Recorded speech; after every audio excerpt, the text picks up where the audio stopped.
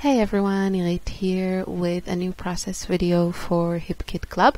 If I am not mistaken, this is the first layout I created with the February kits, and I decided to play with some mixed media stuff. Now I really like the color kit for February, and I think it's because there is such a great mixture of different mediums, but somehow they are really easy to combine. So in the color kit, we get the cracked pistachio distress oxide ink, some yellow acrylic paint by Dina Wakley. It's called Lemon, the shade. It's a beautiful yellow.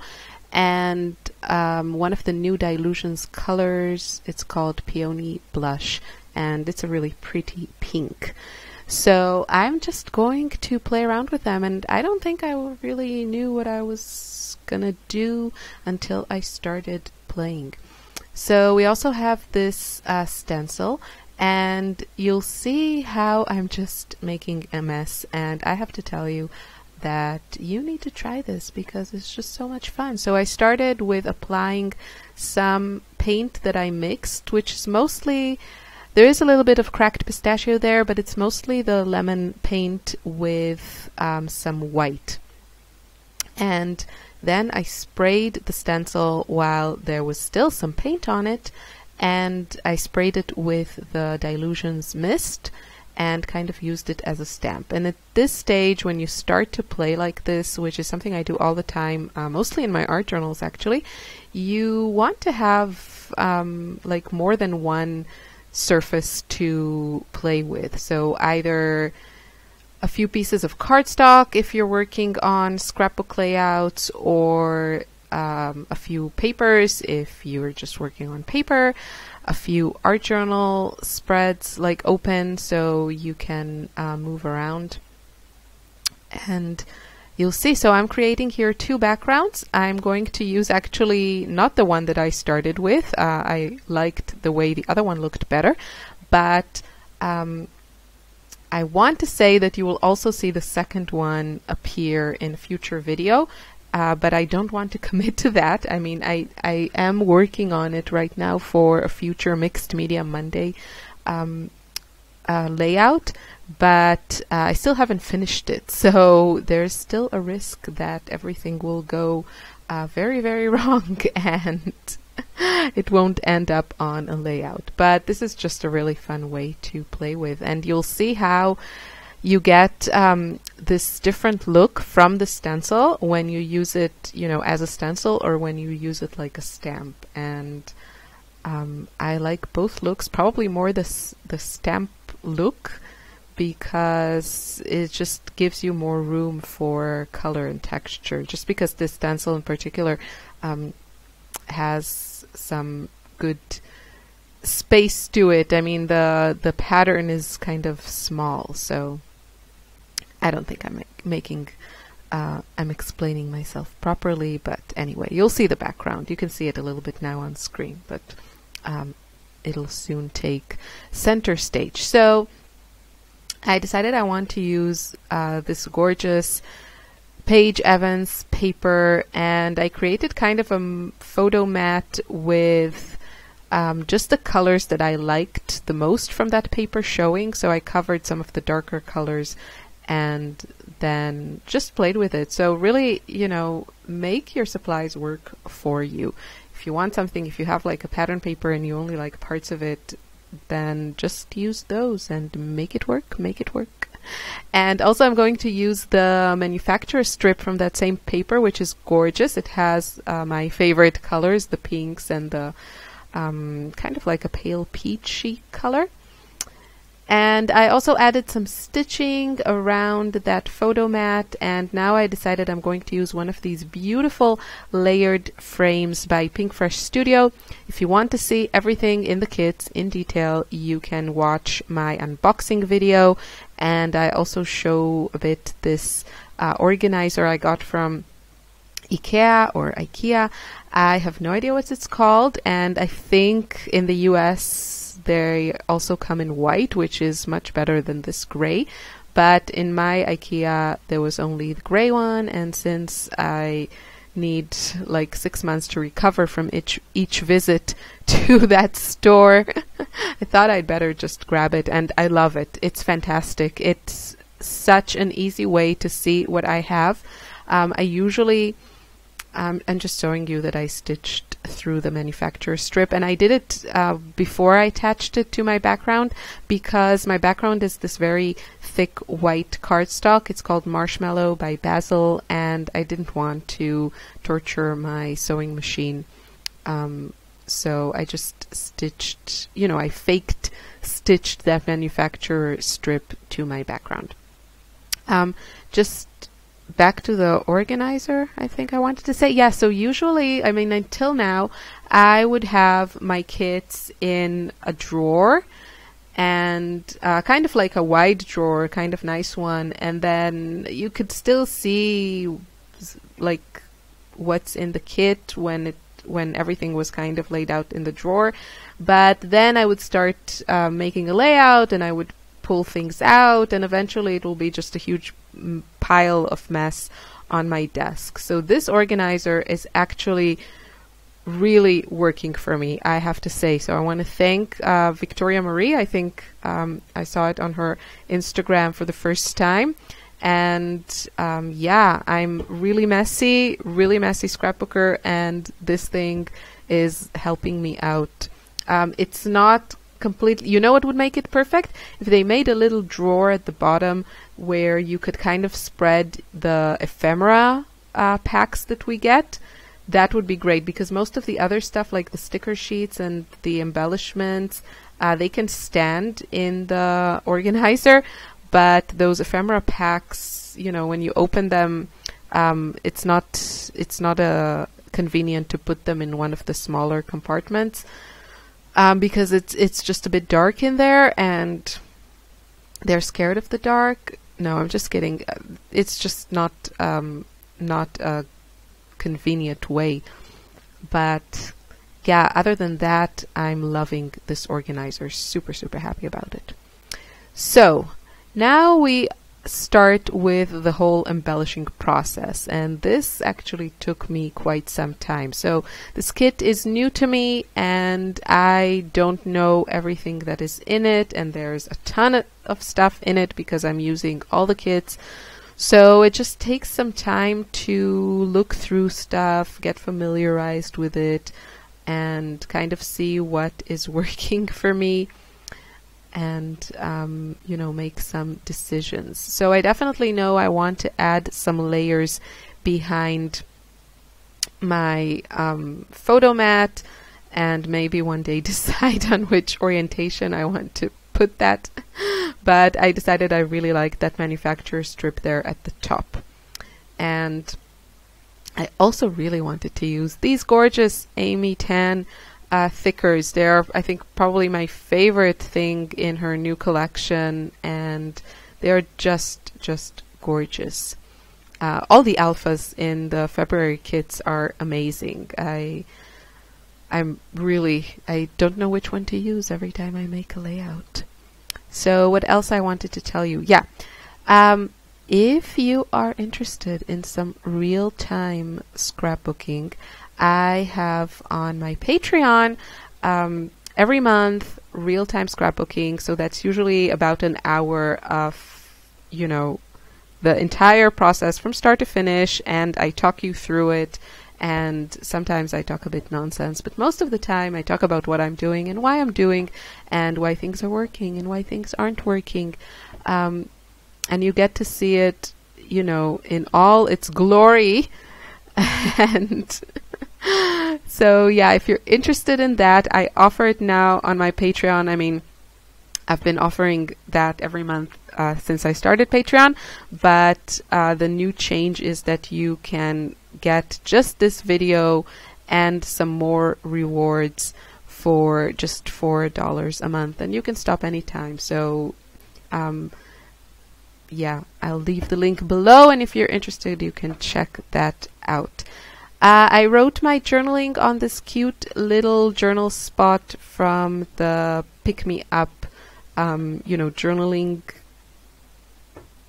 bits and I can't remember in which kit they came, but it's really nice to have those, and I use them also in the next layout that I created.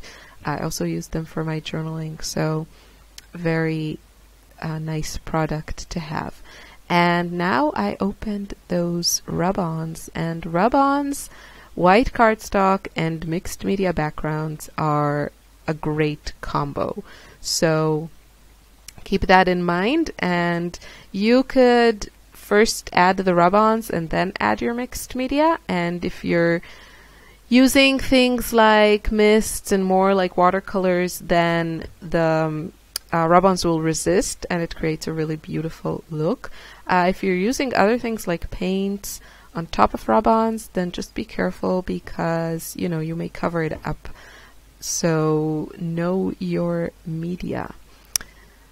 And I'm going to add them later. I didn't think I was going to use them. I just wanted to have some fun with a mixed media, with a color kit. But I end up adding quite a lot of them, and I really liked how it looked. So, but we'll get to that. So I'm trying to build also a little cluster at the top, trying to add, you know, some colors there, kind of repeat elements that I have going on in other places in this layout. So I don't want to commit just yet to that rub-on, because, you know, once it's rubbed on, I can't move it or remove it. So I'm just waiting to see what I'm going to add to that area before I add the rub-on. And just looking through those two sheets and seeing what works for me. And as I progress into this, I keep adding more and more of these rub-ons, because it's so much fun and quite addictive, I have to say. So you do have to be, you know, a bit thorough when you add these. Make sure you rubbed the entire surface. I am most impatient, and many times you know, as I was lifting the sheet of the rub-on, I realized that I hadn't rubbed the whole thing on, but that's how I roll. So yeah, this was really fun to make. I think really the only thing that kind of slowed me down was the fact that I still, you know, I didn't know all the products. And yes, I looked through them as I was unboxing and I show it all on camera, but you know, I don't take a really close look at every little piece. And usually the first layout is a bit slower to make for that reason. So then I moved on to some of the chipboard pieces, and I really like this chipboard sticker sheet. It has lots of little images, which I find a lot easier to use. Now, a happy discovery was this circular chipboard piece that I just cut a little bit now so it would fit in my design there. But the nice thing about it is that the border of that little circular chipboard has the same pattern like the paper that I used here with white polka dots. So it's kind of a repetition of that element, which is always good. And now I am also adding that cute heart chipboard with some yellow on it. And then I thought I would add a heart on top of it, one of the Pink Fresh Studio epoxy hearts that I'm holding right now. They are gorgeous, so pretty, and I created this custom layered embellishment with, there I'm showing you, kind of. So you can totally mix your embellishments, you know, think outside the box, and I actually like that placement, I think, even more than what I end up putting that heart. I also want to mention that I have actually two Kill a Kit class, which I call Kit Kat Go, and the second one, the new one, is using the December Hip Kit Club kits, and that class is on sale for $28, and the price will go up on March 5th. So this video goes up March 4th. Today is the last day to get that class for the sale price. If you have some kits laying around and you want to get motivated and make some layouts, use up those supplies, then check out that class. And it's super fun. It includes process videos and sketches and a really good strategy on organizing your supplies in a way that will make it super easy to make pretty layouts. So now I'm kind of moving to, let's say, more finishing touches with some of the cute little images in that rub-on sheet. And again, you don't have to use the rub-ons just on paper. I added that, I think it's a lemon or something, to a little chipboard banner that I had stuck down on my photo. So the photo I didn't mention, but I guess you can see it's Lily, my youngest, with a frog costume.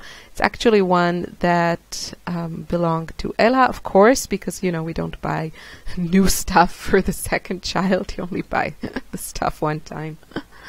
And then they get the hand-me-down stuff. I'm just kidding, but I'm not really. So that's a frog costume. She wasn't anyway much into the whole wearing a costume. We have this holiday here where the kids get dressed up. It's called Fasching, and yeah, she didn't really want to dress up, but we brought down, you know, we were playing around just with all kinds of costumes, and she wore for like 5 minutes this frog costume, and of course she looked cute. If you're wondering what's that on her forehead, she had the kindergarten teacher or daycare person drew a little horn on her forehead because she was wearing to daycare that day a little unicorn shirt. So we decided she's a unicorn, and she was very excited about the makeup part. And that's it. That's the explanation of this photo. So just a cute photo, nothing too deep to tell here. No big story, just cute baby in a frog costume. And oh, I guess I forgot to film. I added a few of the butterflies from the rub-on sheet just straight on my background, and I actually like how it looks. You know, sometimes you have images that might be a little bit challenging to use, but you can kind of get away with the more busy or large images when you just, you know, use them on such a background, and they just blend into the whole thing. So you can see them there, but they're not, you know, jumping at you. Wow, we are big butterflies on your layout. Although, having said that, I do love butterflies, and next week you will see me using a bunch of them on another layout. So I hope you enjoyed. I hope you feel inspired. I wish you a lovely day. Thanks for watching. Bye.